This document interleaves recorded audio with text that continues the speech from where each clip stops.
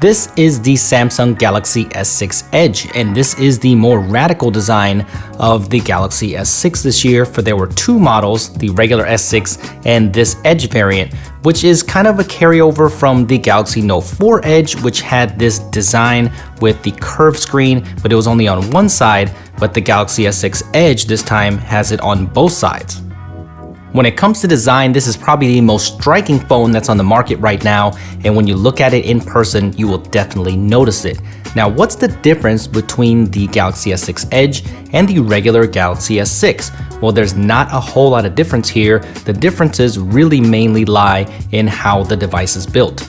The curved displays on the side differentiates the way that the metal meets the glass, and if you look at the Galaxy S6, there is more metal on it, giving it a much smoother feel in the hand, and I prefer this actually to the Galaxy S6 Edge because that metal strip is very thin on the sides and it can be very sharp when you hold it, but it does give you that illusion that this is a razor thin device.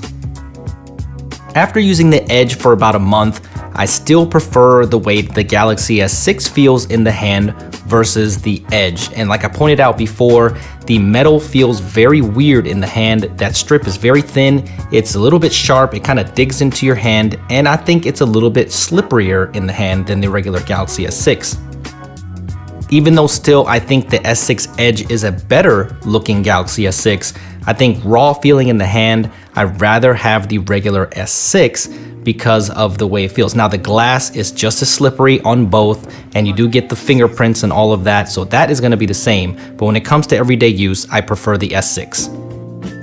In the end, this is definitely a preference issue, so if you're interested in buying one of these, go to the store and feel both of them in the hand and see which one you like best. Now, there's a little bit difference where the SIM card tray lies and things like that, but your speaker and all your ports, everything is pretty much the same. You get the exact same 5.1-inch Quad HD Super AMOLED display, the same 8-core Exynos processor, you get the exact same quick charge capabilities with wireless charging, and then you also get the same awesome 16 megapixel camera on the back, and this is hands down one of the best cameras on the market today. This is a very reliable camera, and usually I take my iPhone with me everywhere just to get better pictures than most Android devices, but the Galaxy S6 and S6 Edge are absolutely phenomenal. This double tap on the home button to launch the camera is super convenient. I use it all the time, and the shutter is nice and fast, so you shouldn't miss any type of photo opportunities.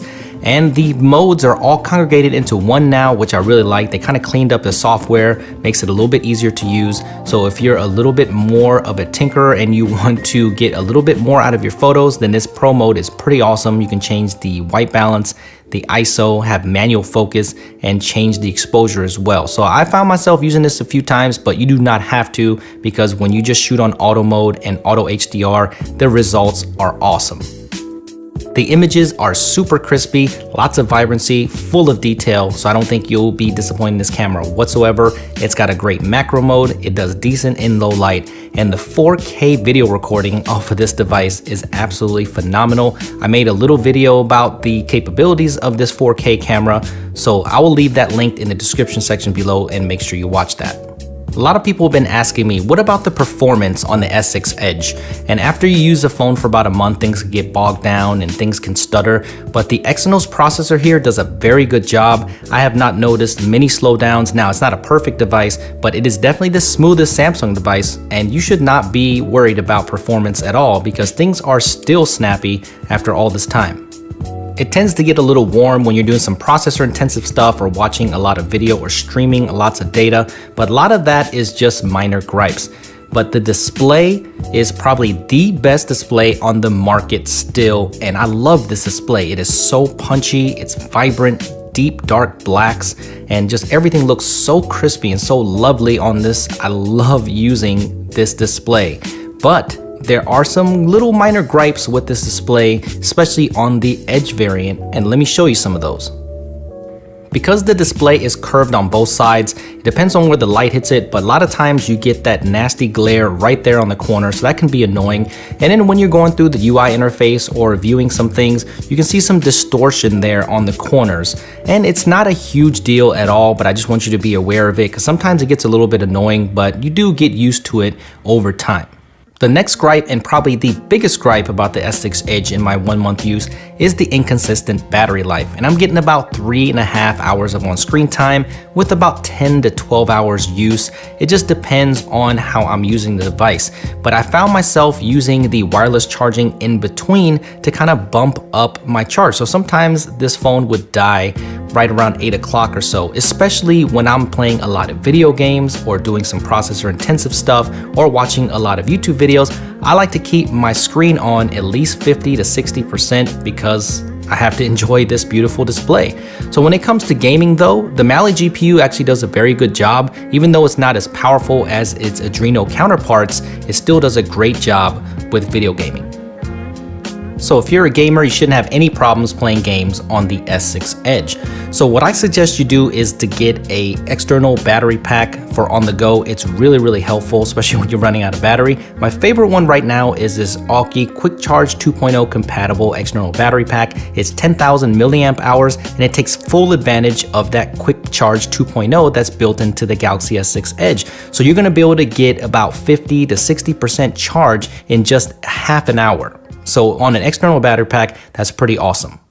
The curved edges on both sides aren't just for looks. There is edge lighting, people edge, and you can also use this for information and notifications, and you can also use it as a night clock, and you can choose the left or right side to show you that information. Out of all these features, the one I used the most was People Edge. It's very natural for you to swipe over and to get a list of your favorite contacts. I think this is the best way to use that Edge display, for it felt the most natural to me. An extension of that feature is edge lighting. So what you do is you pick a color with that contact, and if they call you, then you can see what color flashes underneath, and you get to choose if you want to pick up that phone call or if you want to ignore that. And it's a cool feature, but I didn't find myself using it very much because I don't usually lay my phones on the surface like that because it can scratch the screen. So what I ended up doing was I ended up using a case most of the time, and the device feels really sharp in the hand, so I ended up using the Spigen Neo Hybrid. What that does is it keeps that edge screen accessible, and now I can flip my phone upside down without scratching the display.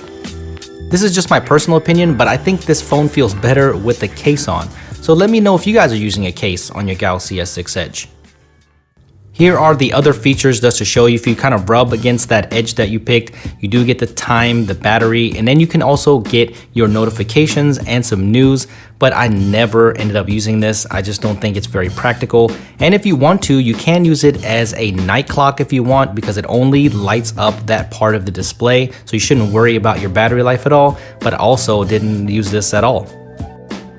Otherwise, no other complaints. The phone call quality and data connection has been extremely strong on the Verizon network. I'm using the Sprint one right now, and the fingerprint scanner is much improved. It works really well, and the expandable storage, that could be a problem for a lot of people. It wasn't for me, but it comes in 32, 64, or 128, and you have to buy those options, and that's pretty annoying. But that about does it for me with the Samsung Galaxy S6 Edge review. Let me know what you guys think about this. I don't think this variant is really worth the $100 increase, but let me know what you guys think. Make sure you subscribe to the channel if you haven't already, and give me a thumbs up if you enjoyed this video. Follow me on Twitter at SuperScientific if you have any questions, and I will see you guys in the next video.